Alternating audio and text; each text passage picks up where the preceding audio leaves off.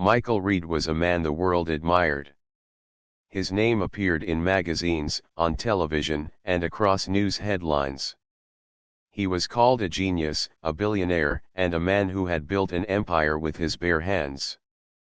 At 45, Michael owned tall glass towers that touched the clouds, companies that controlled markets, and a lifestyle that most people only dreamed about. But Michael Reed was also a man no one truly knew. Behind the walls of his penthouse, where the air smelled of leather and polished wood, silence ruled. Every corner of his luxurious home was filled with expensive art and rare collections, yet there was no laughter. Every window opened to a breathtaking view of New York City, yet his heart found no beauty in the lights below. Michael had once been married. Jennifer, his college sweetheart, had loved him before the money came. Together, they had 2 children, David and Emma. But as the years passed, business grew larger, deals grew heavier, and Michael's presence at home grew smaller. Jennifer left one autumn morning, saying she could no longer live with a man who belonged more to his empire than to his family. The children followed her, and though they sometimes called on birthdays, their voices felt distant, rehearsed, and polite. On the outside, Michael appeared successful. On the inside, he was a man sinking into loneliness. That evening, the city was colder than usual. The wind rattled the windows of his penthouse, but Michael barely noticed. He sat in his study, staring at the glowing screen of his phone. Dozens of unanswered messages from business partners, lawyers, and reporters filled it. He scrolled past them all. None of them mattered. Instead, his eyes moved to the framed photographs on the wall. One showed Jennifer and him on their wedding day, smiling under a shower of white petals. Another showed David, holding his first basketball trophy, his face lit with pride. And there was Emma, as a child, laughing while she held a balloon at a park. Michael reached out and touched the glass of one frame. His hand trembled. "Where did I go wrong?" he whispered.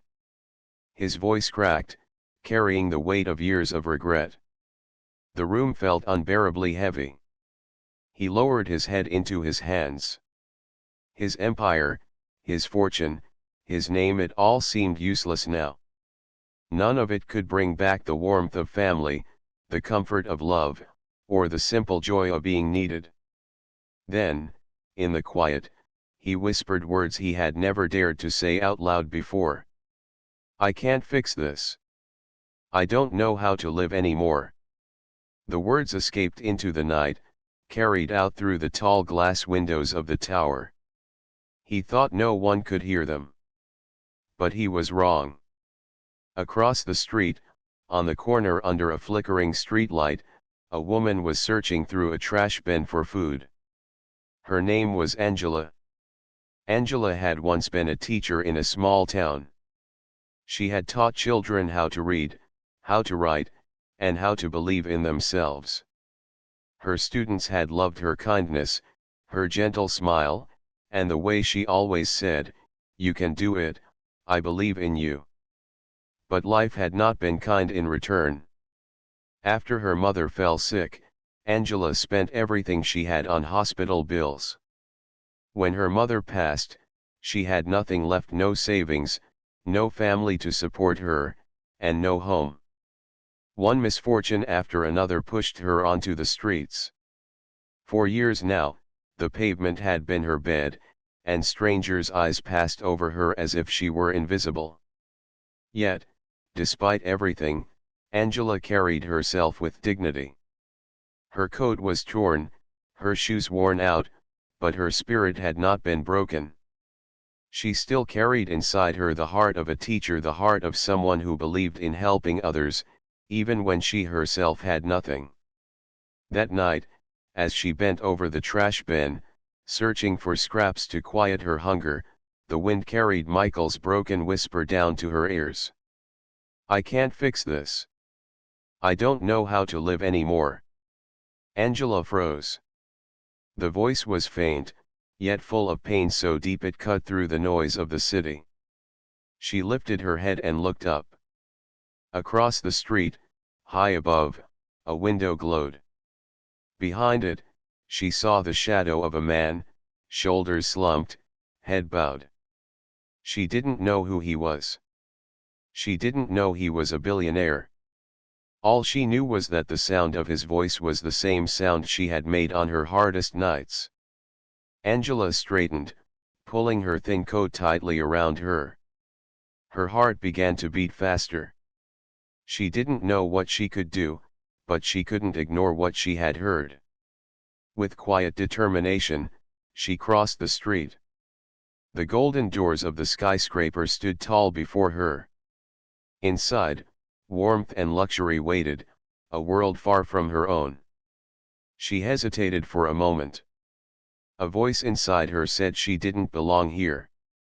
But another voice stronger told her that someone inside needed her. The doorman stepped forward, blocking her way. "You can't be here," he said firmly, eyeing her worn clothes. His tone carried the coldness of someone used to turning people away. Angela looked into his eyes without fear. "Someone in there just cried for help," she said calmly. "And I can fix it?" Her words hung in the air. The doorman frowned, torn between duty and something in her voice that he couldn't quite explain. It wasn't arrogance. It wasn't demand.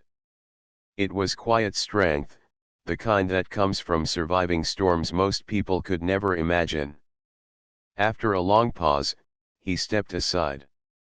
"One chance," he muttered. Angela nodded and walked past him.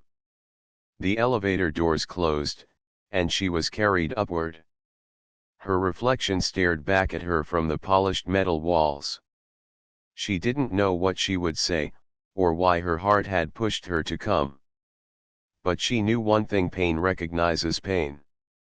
And if she could remind the stranger that he was not alone, then perhaps her own pain would mean something. When the doors opened, Michael looked up in shock. Standing in his doorway was a woman unlike anyone who usually entered his world. Her hair was messy, her clothes worn, but her eyes carried a depth he hadn't seen in years. "I heard you," Angela said softly. Her voice was steady, yet gentle. "And I think you need someone to remind you how to breathe again." Michael blinked, unable to speak. For the first time in years, someone had walked into his fortress not because of his money, but because of his brokenness. And in that moment, though neither of them knew it yet, both their lives began to change. Michael stood frozen, staring at the stranger who had just entered his world. He had expected a secretary, an assistant, or maybe a business associate. But the woman who stood in front of him was none of those. Her coat was frayed, her shoes worn, and her hands looked as though they had faced years of cold streets. Yet, her eyes, deep, steady, and alive, were unlike anything he had seen in years. Angela took a small step forward. She did not smile, but her voice carried warmth. "I don't know who you are," she said gently, "but I know what pain sounds like. And I heard you tonight." Michael blinked, unsure whether to be angry or relieved. A part of him wanted to send her away immediately. This was his private world, and no stranger had ever stepped into it uninvited. But another part of him, the tired and lonely part, could not ignore her. "How did you even get in here?" His voice was sharper than he intended, more defensive than curious. Angela did not flinch. "Your doorman," she answered calmly. "I told him someone upstairs was crying for help. I said I could fix it. So here I am." Her words unsettled him. No one had spoken to him like that in years, without fear, without awe, without calculation. For a long moment, silence stretched between them. Michael's eyes searched hers, as if trying to find a lie, but he found none. "You don't even know me," he said finally. "Why would you care?" Angela's gaze softened. "Because I know what it feels like to be unheard. I know what it feels like to cry, and for no one to listen. Tonight, I listened." Michael felt something in his chest stir. A fragile thread of connection, something he hadn't felt in years. Still, he folded his arms, trying to guard himself. "And what makes you think you can fix me?" Angela let out a small breath, almost like a quiet laugh, though there was no mockery in it. "I can't fix your life," she said honestly. "But maybe I can remind you that you're still human. That you still have breath. That you can still learn how to live, even after losing things." Her words cut through him like sunlight through heavy clouds. No business partner, no lawyer, no colleague had ever spoken to him that way. They wanted deals, investments, or influence. This woman, who had nothing, was offering something more valuable than all of that truth. For the first time in years, Michael let down a piece of his guard. He gestured toward a chair by the fireplace. "Sit down," he said quietly. Angela nodded and walked over, settling into the chair. She did not marvel at the expensive rugs, the rare paintings, or the grand piano in the corner.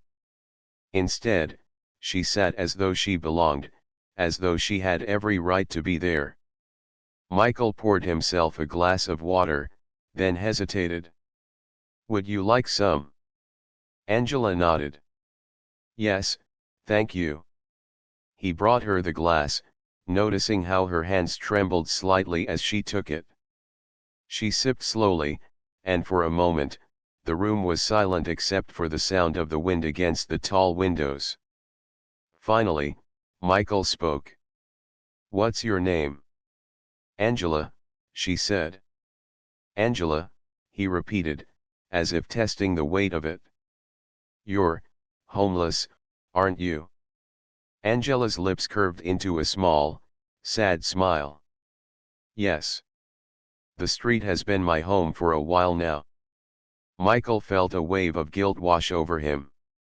He lived in a palace in the sky, yet just below, people like her struggled to survive.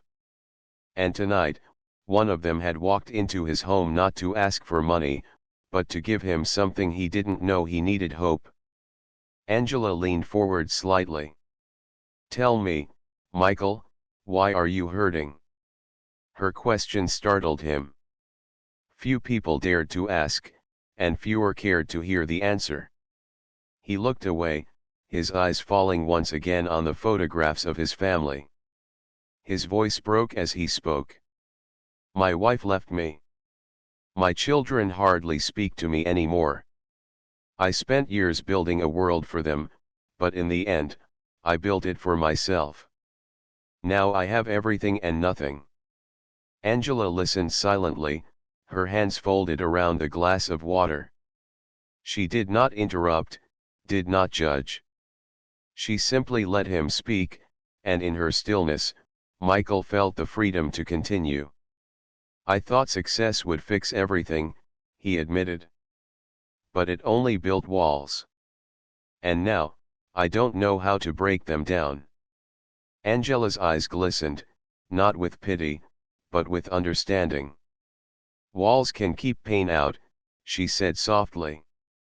"But they also keep love out. You can't live behind them forever, Michael." He looked at her, and for the first time, truly saw her not just as a woman in worn clothes, but as someone who carried wisdom carved by suffering. Her words struck him deeply, because he knew she was right. Michael sank into the chair across from her, feeling a strange sense of relief. "Why are you helping me, Angela? You have your own battles. Why bother with mine?" Angela placed the glass on the table, her voice steady. "Because helping you reminds me that I'm still a teacher. I may not have a classroom anymore, but I still have lessons. And maybe this is one I was meant to teach. Michael felt his throat tighten. A billionaire being taught by a woman with nothing, yet it made perfect sense. He had lost touch with the simple truths of life, and she carried them in her heart. For the first time in years, he allowed himself a small smile. Maybe I needed a teacher more than I realized. Angela returned the smile, faint but genuine. And maybe I needed a student. Life has a strange way of bringing people together. The clock on the wall ticked softly as silence returned, but it was no longer heavy. It was gentle, alive, filled with the quiet possibility of something new. Michael leaned back, his heart lighter than it had been in years. For the first time, he felt he was not alone in his pain. For the first time, he felt heard. Angela, too, felt something stir inside her. For so long, she had been invisible. But tonight, she was seen not as a burden, but as a voice that mattered. And in that fragile moment, in the meeting of two broken worlds, both began to heal. The next morning, Michael woke up feeling an unfamiliar weight lifted from his chest. The city below was buzzing with life as usual, but for the first time in years, he felt he could face it without sinking into despair. He had expected Angela to vanish after their encounter the night before, perhaps to return to her streets and her own struggles. But when he opened the door to his study, she was already there, sitting quietly on the couch, sipping coffee from a paper cup. "You're early," Michael said, though a small part of him felt relief. Angela smiled softly. "I like mornings," she replied. "And I like beginnings." Michael poured himself a cup of coffee and sat across from her. He didn't know why he trusted her so quickly, but he did. Maybe it was her calm presence, or maybe it was the way she listened without judgment, or perhaps it was simply the truth he saw in her eyes. "I still don't understand how you do this," he said. "How you can carry so much, and yet, still offer kindness." Angela leaned forward, resting her elbows on her knees. "Because pain teaches you empathy," she said. "It teaches you to see people not their money, not their status, but their heart." Michael nodded slowly. Her words struck a chord deep inside him. For years, he had measured people by what they could do for him, what deals they could bring, what influence they had. He had forgotten how to see someone simply as a human being. "What happens now?" he asked. "I mean, how do I fix this?" Angela tilted her head, considering. "You don't fix everything at once. You start with small things. Small actions. Small changes. And over time, you rebuild your life from the inside out." Michael thought about that. He had spent years trying to fix his world with money, contracts, and power, but nothing had healed the emptiness inside. Perhaps Angela was right. Perhaps the change had to start within. For the next several hours, they spoke about everything that mattered. Michael told her about the loneliness that had crept into his life, the regrets he had for neglecting his family, and the fear that he had wasted decades pursuing success at the cost of love and connection. Angela listened, her eyes never leaving his face, her presence a steady anchor. Then it was her turn. She shared her story not to make him feel pity, but to show him resilience. She spoke of the teaching career she had loved, the loss of her mother, the struggles of living on the streets, and the small acts of kindness that had kept her going. She spoke with honesty, yet with hope, and Michael felt something shift inside him. "Life doesn't give us control over everything," Angela said, "but it gives us choices. Every day, we can choose what to carry and what to let go. We can choose what defines us. Michael sat in silence, absorbing her words. He had spent so long chasing control over the world, over people, over outcomes, but he had ignored the simple truth: life was not about control, it was about connection. "You're saying I need to reconnect," he said slowly, almost to himself. "Reconnect with people, with my family, with myself." Angela nodded. "Exactly. And it's never too late. It just takes courage." Over the next few days, Michael began to see the world differently. Angela refused to be treated like a guest. She insisted on walking through the streets with him, showing him the simple lives of ordinary people. They visited a small park where children played with laughter that echoed across the city. They stopped at a little bakery, where Angela greeted the owner warmly, and he, in turn, offered them bread as if they were old friends. Michael had never noticed such things before. He had never paid attention to the smiles, the shared jokes, the small acts of generosity that made life beautiful. Angela showed him how to see them, how to value them.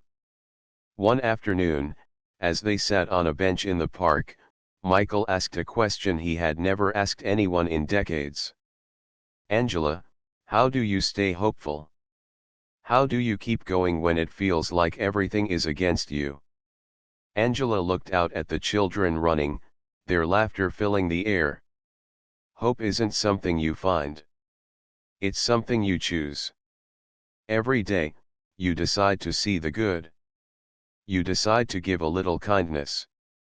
You decide to believe that tomorrow can be better." Michael thought about that.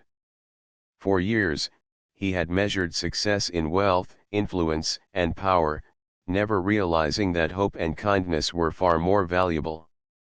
Angela's simple wisdom carried a weight he could not ignore. As the days turned into weeks, Angela and Michael developed an unusual routine. Michael would rise early, not for work or meetings, but to walk with Angela through the city streets. He started listening to the people around him, noticing their struggles and their smiles. Angela taught him small lessons: how to speak gently, how to listen, how to offer help without expecting anything in return. One rainy afternoon, Angela led him to a small community center. Children of all ages crowded inside, some reading, some painting, some simply laughing with joy. "This is where hope lives," she said softly. "Even when the world is cruel, someone is always building light." Michael watched the children, their faces shining with innocence, and felt a tear slide down his cheek. He had spent his life trying to create empires of glass and steel, but here, in a simple room filled with laughter and learning, he saw something far more powerful: life itself, resilient and bright. Angela placed a hand on his shoulder. "You see, Michael, life is not about fixing everything at once. It's about noticing what matters, giving what you can, and trusting that even small actions can make a difference." He nodded, feeling the truth of her words seep into him. For the first time, he understood that his fortune, his power, and his fame were not what defined him. What defined him was his choice to care, to listen, and to reconnect with the world he had ignored. That evening, back in his penthouse, Michael looked out at the city with new eyes. He could see not just buildings and lights, but lives being lived, struggles being faced, kindness being shared. He thought about Jennifer, David, and Emma, and he realized that it was not too late to reach out, to rebuild those connections, to heal the wounds of the past. Angela sat quietly nearby, as if she had already known this moment would come. She did not say anything, she simply let him sit with his thoughts, letting the weight of realization settle in. Michael finally spoke, his voice steady but full of emotion. "Angela, I think you've taught me more in a few weeks than I've learned in decades. I don't know how to thank you. Angela smiled, a warm, calm smile. You don't have to thank me. Just promise me you'll keep seeing the world differently. Promise me you'll keep choosing hope. I promise, he said, and he meant it with every fiber of his being. That night, as Michael lay in bed, he thought about the lessons Angela had shared: the importance of kindness, the value of hope, the power of connection. For the first time in years, he felt a spark of purpose. He knew the road ahead would not be easy, but with Angela's guidance and the courage he was beginning to find inside himself, he believed he could rebuild not just his life, but his heart. And somewhere in the city, Angela rested as well, knowing that even in the most unexpected places, a life could be changed, a heart could be healed, and a billionaire could learn lessons only a humble, resilient woman could teach. Over the next few weeks, Michael's life began to shift in ways he had never imagined. Angela's presence was a constant reminder that change was possible, even when the world seemed too heavy to bear. Every morning, he woke up not to the cold echo of his penthouse, but to the hope of a new day. He no longer felt trapped by his wealth or success; instead, he felt inspired to use it in ways that truly mattered. Angela's lessons were simple but profound. She taught him that kindness was more powerful than money, that listening could heal wounds that no therapy or business deal could touch, and that hope was the most valuable gift anyone could give. One sunny morning, as they walked through a small city park, Michael finally gathered the courage to take the first step toward healing the relationships he had neglected for so long. "Angela," he said, his voice thoughtful, "I think it's time I try to make things right with my family. I've avoided them for years because I was scared of the anger, the disappointment. But I can't hide anymore." Angela smiled, gently touching his arm. "It won't be easy, Michael. People get hurt, and some wounds take time to heal. But honesty, humility, and persistence can mend even the deepest cracks.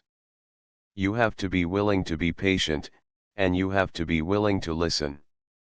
Michael nodded. The next day, he called Jennifer. At first, the conversation was tense, filled with awkward pauses and unspoken memories. But Angela had prepared him for this moment. He spoke honestly, sharing the loneliness he had felt, the mistakes he had made, and the deep regret for neglecting her and the children. Jennifer's voice trembled, a mixture of surprise and emotion. "Michael, I didn't think you would ever say those words," she admitted softly. "I was hurt for a long time. I thought you didn't care. But maybe we can try again." Encouraged, Michael reached out to David and Emma. They were hesitant at first, unsure if their father had truly changed. But over time, as he listened to their stories, their concerns, and their dreams, a bridge began to form where there had once been only distance. Angela watched from a distance, quietly proud. She knew this was exactly the work Michael needed: building real connections, showing vulnerability, and understanding that love required effort. But rebuilding his personal life was only one part of the journey. Michael also began looking beyond himself. Inspired by Angela's stories of resilience and the struggles she had faced on the streets, he decided to invest time and resources into local communities. Together, they visited shelters, schools, and community centers. Michael donated funds, yes, but more importantly, he spent time listening, volunteering, and understanding the needs of those he wanted to help. One afternoon, they visited a small shelter for women who had faced hardship. Angela introduced Michael to several of the residents, and he listened as they shared their stories of loss, courage, and hope. For the first time, Michael understood that his influence could change lives in ways far beyond business deals or charity press releases. "You see, Michael," Angela said softly, "real change doesn't come from what you give. It comes from how you care, how you listen, and how you make someone feel seen." Michael looked around the room, at the hopeful faces of the women and children, and felt a profound sense of purpose. He realized that life's true wealth wasn't measured in dollars, it was measured in love, compassion, and human connection. As they walked back to the car that afternoon, Michael turned to Angela. "I never realized how small I had been," he admitted. "I thought success was about control and power.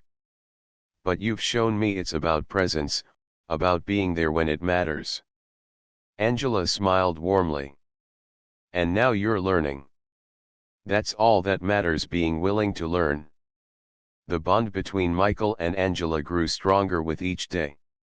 It was not a romantic bond, but something deeper: mutual respect, trust, and a shared understanding of life's struggles.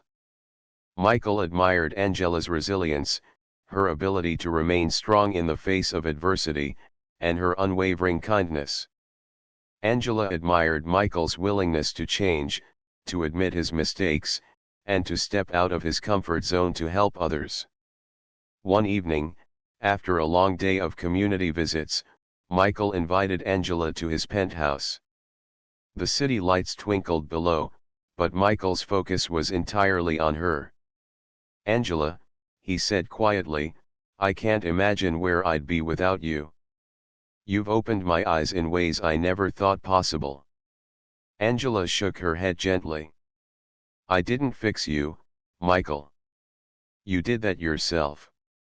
I just reminded you who you could be." Michael nodded, knowing she was right.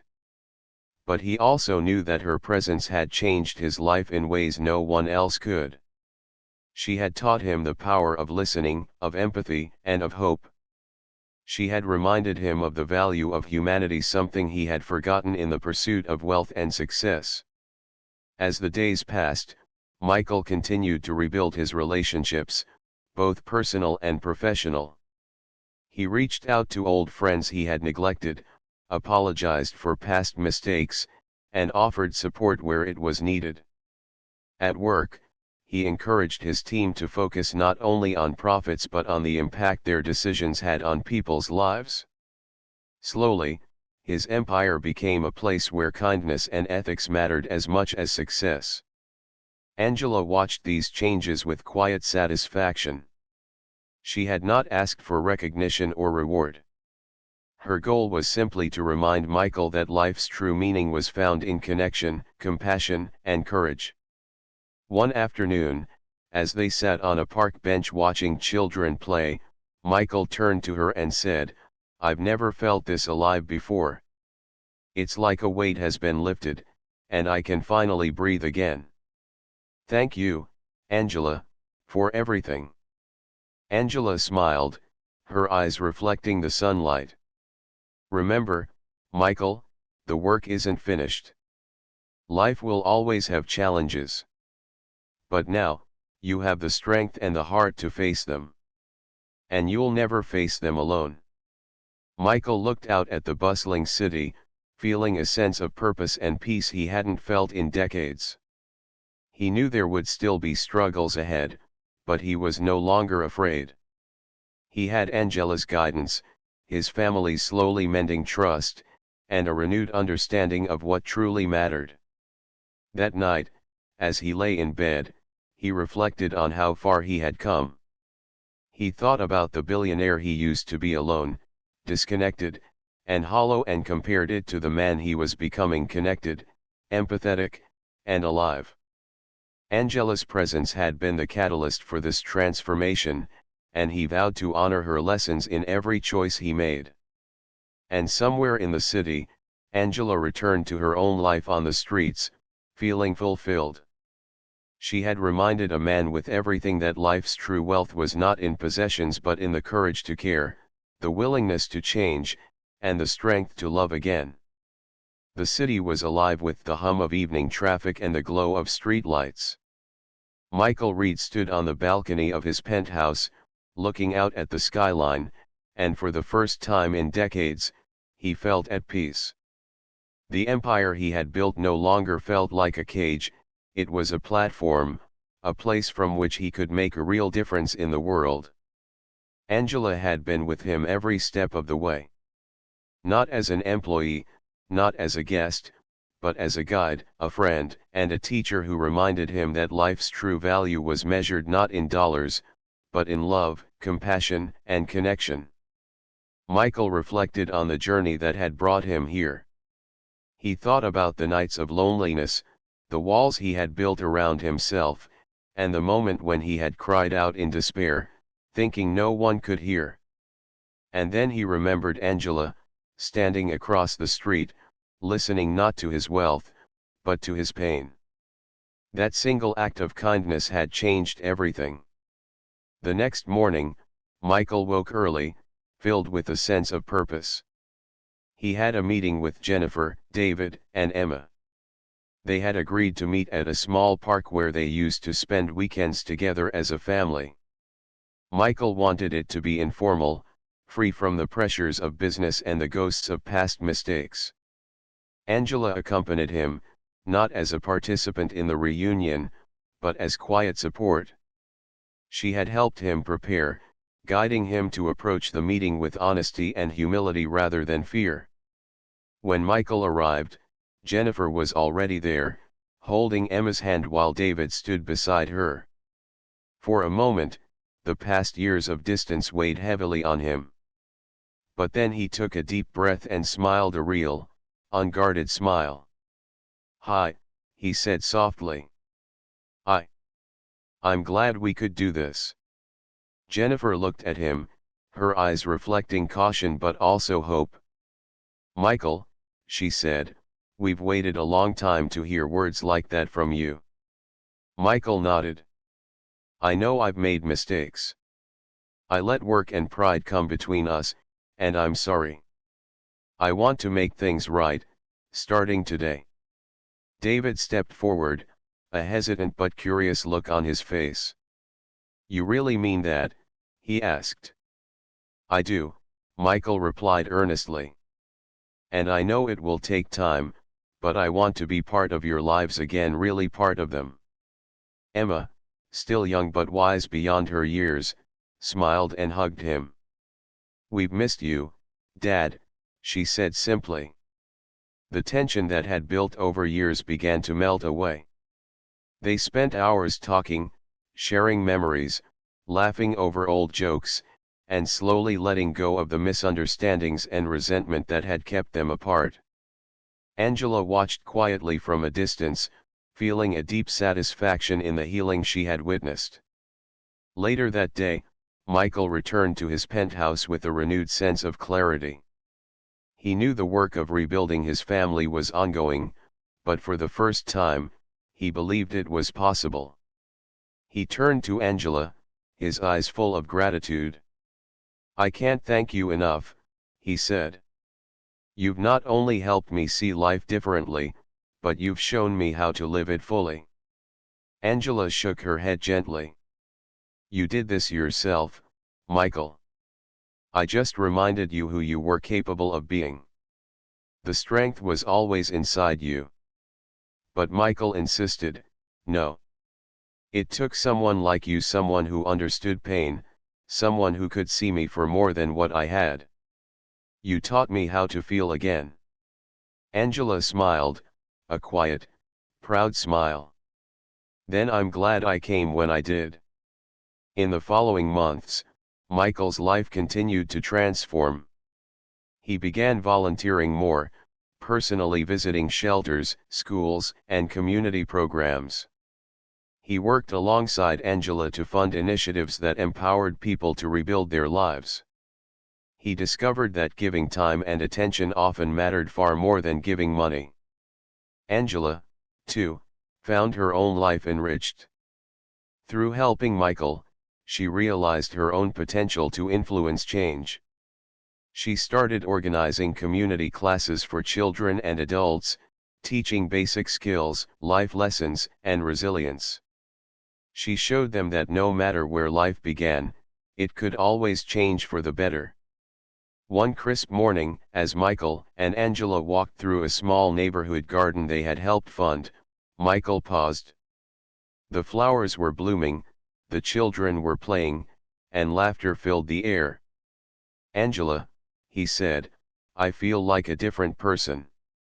I see people differently, I love differently, and I understand life in a way I never did before.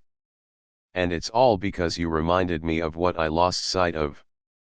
Angela looked around at the garden, the community, and the children, then back at him. "You found it yourself, Michael. I only helped you notice. Life has a way of teaching us lessons, often when we least expect them." Michael nodded, understanding that the greatest lesson was not in wealth or success, but in humanity, the courage to connect, the wisdom to listen, and the choice to love despite fear. Time passed, and Michael's family grew closer. Weekends in the park became a tradition, meals were shared, and laughter returned to a home that had once been silent. Jennifer appreciated his renewed attention and care, and the children blossomed under the warmth of a father who was present in both action and heart. Meanwhile, Angela continued to live simply, but she no longer felt invisible. She was recognized and respected in the community for the impact she made, and she felt a profound satisfaction in seeing people thrive because of the guidance and opportunities she helped provide. One evening, Michael invited Angela to a small gathering on his penthouse balcony. The city skyline sparkled below, and the air was filled with a sense of accomplishment and hope. Friends, colleagues, and family were present, celebrating not only success but transformation, kindness, and resilience. Michael raised his glass. "Tonight," he said, "we celebrate something more important than money or power. We celebrate the courage to change, the strength to connect, and the hope that even in our darkest moments, someone can walk into our lives and remind us what truly matters." He looked at Angela, his voice filled with gratitude. "And for me, that person was you." Angela smiled, her heart full. "And for me, Michael, the lesson was that everyone has the power to change their story, no matter where it begins." As the city lights twinkled, Michael realized how far he had come from a lonely billionaire crying in his penthouse to a man with purpose, love, and connection. Angela had taught him to listen, to care, and to hope. But more than that, she had reminded him that life was meant to be lived, shared, and cherished. That night, as the party continued around them, Michael felt a deep peace settle within him. The walls he had built over decades had been replaced with bridges of understanding, bridges of love, and bridges of hope. And at the center of it all was a woman who had once lived on the streets, yet had taught him lessons worth more than all the wealth in the world.